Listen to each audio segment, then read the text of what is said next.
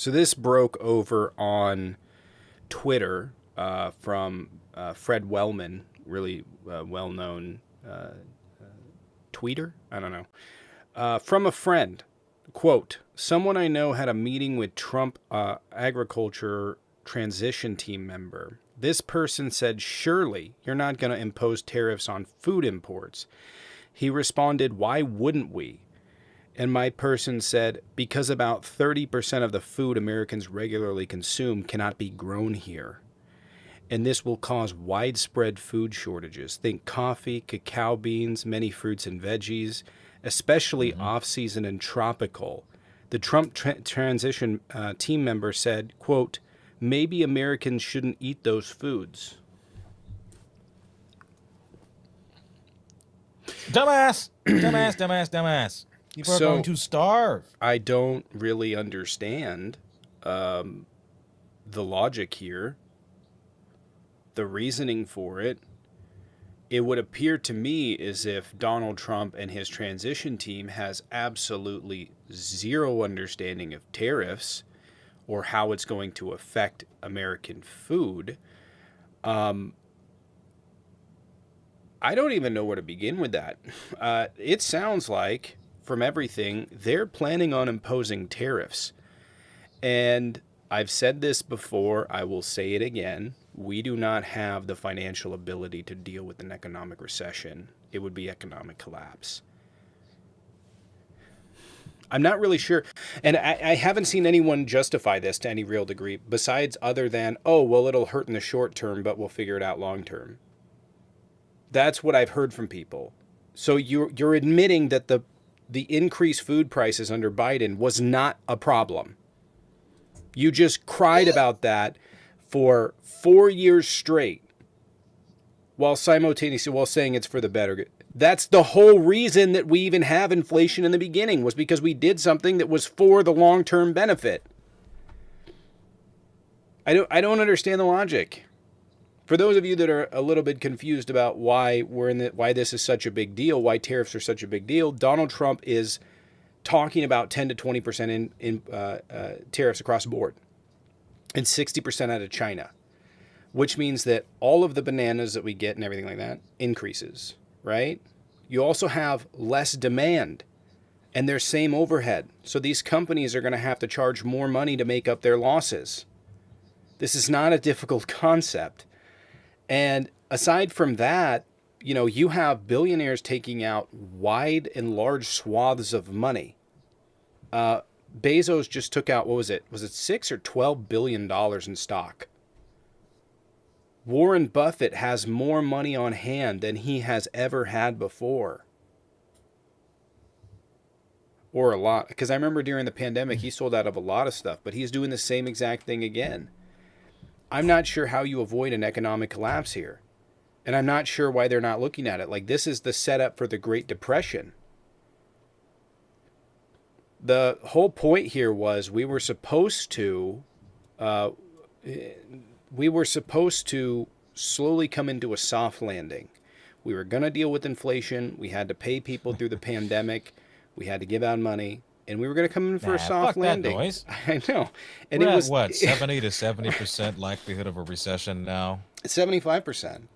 And this is the thing that's concerning, right? Is like Donald Trump is proposing inflationary policies, very inflationary policies. And the way that we dealt with that through the pandemic and through that period of inflation was to slow growth, right? Was to raise the interest rate, raise the Fed rate, and then slowly lower it down so we could come into a soft landing.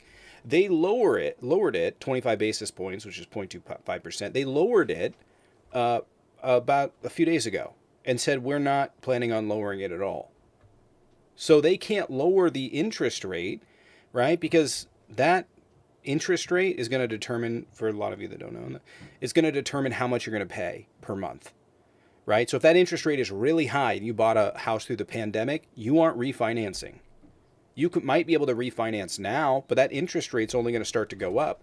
And what's going to happen is businesses are not going to be able to invest. They're not going to be able to take out money. People are less inclined to buy cars. I know prior to this, I had a whole deal where I was planning on like, okay, I'm going to buy a truck next year so I can, take my kid and go RVing and stuff like that. That's gone. That isn't even in the consideration anymore. Now I'm like prepping for a Great Depression. It's not even in the cards anymore. Well, because we are. Right. And so they can't lower the interest rate. If they lower the interest rate, the inflation's going up, the economy is going to superheat, and it's not sustainable. What this is going to look like, I have absolutely no idea. I mean, this is, from the sounds of it, the Trump administration is dead set on these tariffs. And in the short term, if nothing changes, you're talking about incredible economic hardship. Somewhere, depending on the tariff, if he puts in a 20%, you're going to pay 20% on all imported goods. Also, all of the equipment used for the goods made here, right? Parts of it are made overseas. So 60% in China, that phone that you bought for $1,200 or whatever, that's going to go up by 60%. And then they have to account for selling less of it. So then it's going to go up more. Suddenly that phone you have is $2,000, $3,000.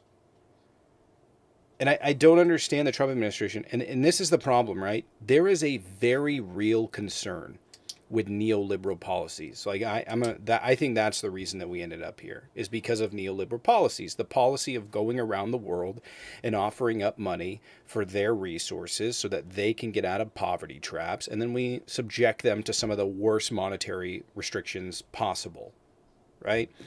And those things have had disastrous effects across the globe. And this is done in large part because businesses have an inordinate amount of say in virtually all governance across the globe. And the problem is that we've gotten to a point where these corporations have taken all the wealth, and everybody else below them feels like the economy's not doing well, manufacturing jobs are leaving, not knowing that it's in large part the policies of Republicans and the policies of Democrats, right? But it's mostly the policy of Republicans. And then you have a guy like Trump come in and go, everybody's mad, I'm mad. Let's do something about it. And so they subscribe to this idea that he has that's batshit because they don't understand the actual problem. It goes from this very refined legal perspective of restricting people's ability to make money, right? And then you have a guy that is the problem.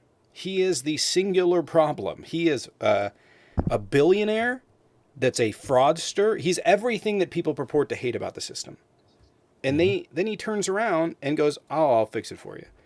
And all he's going to do is crony capitalism, right? You have this 2-bit billionaire that has been largely unsuccessful. I know everybody's like, he's a billionaire. Yeah, if he had taken his money and invested in the S&P, he would have more money now. If he would have taken the money his dad gave him and invested it in the S&P, he would have more money.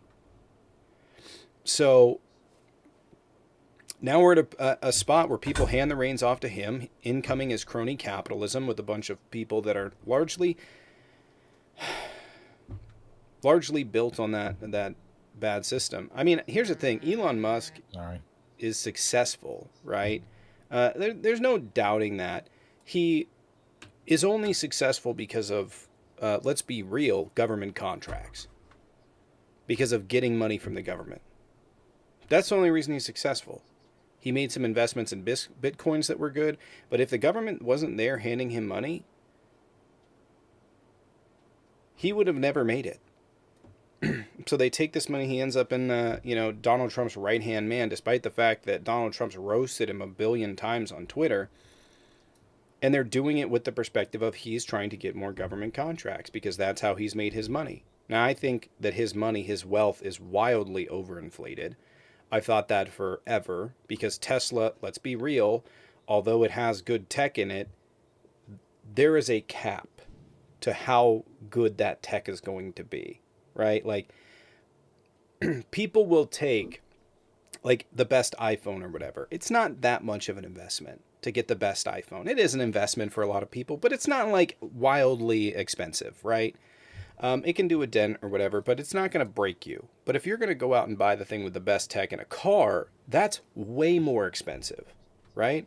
And so you run into what's called the law of diminishing returns, right? The more you spend in, the less return you're getting on something. If I don't have a phone and I buy a phone, that return is significantly greater than if I go out and go from the phone I have to a far more expensive phone. You're getting less for your money.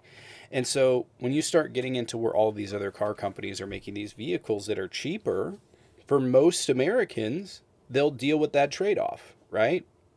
Like, I would like to have a sunroof in my car, but is it necessary? Is it worth it? Right? And anyway, we're in a spot where these guys that are largely like, I don't know, not bright are now running our country and quite frankly involved in crony capitalism, and they've lived off the government forever. And this is what we've seen as a repeat throughout human history, specifically with European fascism, the crony capitalism built in. And that's currently where we're heading. And they're going to make everybody, I think they have a plan, destroy the economy. Everybody else gets really wealthy. Everybody else loses a bunch of money. And it's kind of like this alternate slate of billionaires, right? They're the billionaires that are like really savvy, have made a lot of really good investments. I would put those up with like the Bezos or in the you can hate them all you want. Trust me, I do. But they've built their infrastructure in a way that is incredibly intelligent. It's revolutionary, right?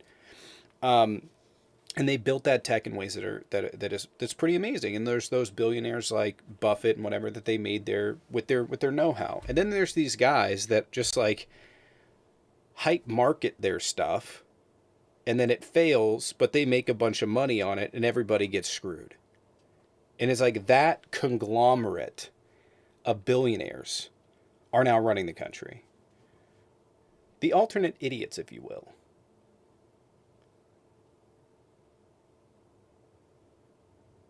So anyway, it looks like they're going to do the tariffs, which is going to be disastrous for us on pretty much every level.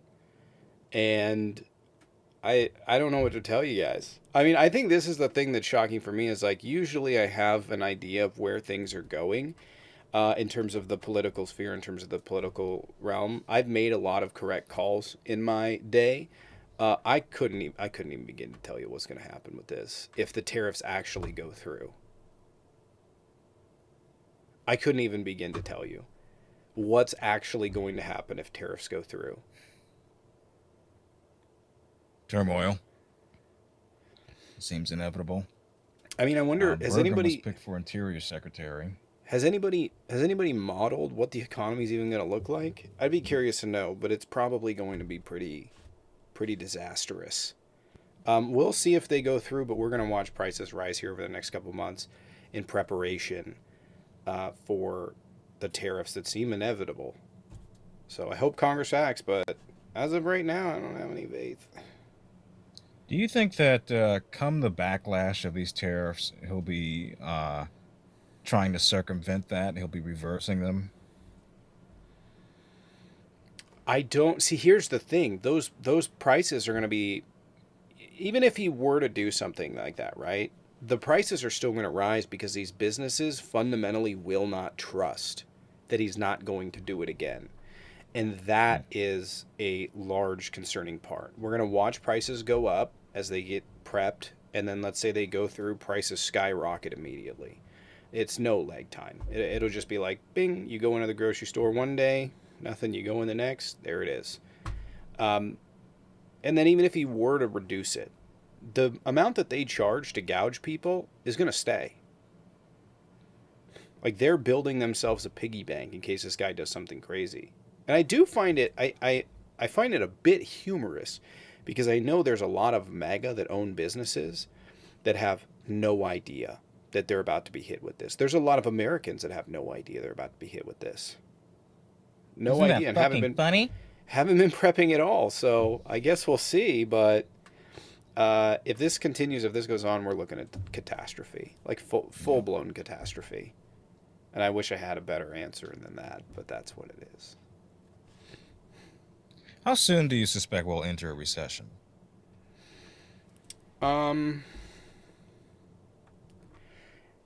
That's a hard question to answer. It's a question I don't have an answer to. But it's not going to be immediate. It's not going to be Yeah. immediate. It will be like a process. How long that process will take, I don't know. Because essentially what's going to happen is these companies are going to be forced to cut labor. They're going to be forced to stop expanding. They're going to stop taking out loans. They're going to stop, building their business up, and they're going to attempt to maintain it. That means that new jobs will not largely be created. We've already seen new jobs fall off, right? We've already seen new jobs fall off. We've seen people get laid off. As these prices start coming in, people are going to start dropping people they view as non-essential. And then you'll have a situation where the prices of things will just continue to climb, and inflation will continue to go up. Business will stagnate. Business growth will stagnate. You'll watch the amount of people that are employed in the United States either stay the same or go down. It's impossible to know the degree of which this will affect, but you can imagine a company having to pay 20 to 60% more for a product, how much more that's going to cost you. And then you'll watch as people will buy less.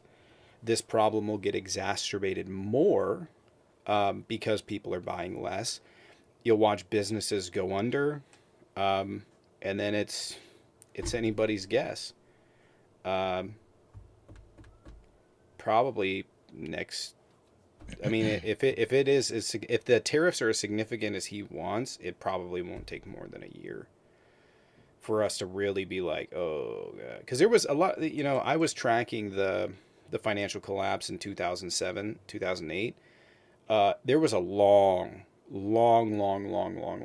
lead up into it, and we all pretty well knew it was coming. That there was going to be, in fact, a meltdown. There was really no way to avoid it. You'll watch something similar, except businesses, multinational conglomerations, they're a lot smarter this time around. They are not going to allow themselves to lose everything, which is why you're going to watch. They're going to go to the bare essentials for business. Food shortages, a whole host of stuff that we haven't really seen yet. So if there was a way to prepare for this monstrosity, I would be telling you, but I don't have one. So Well, we're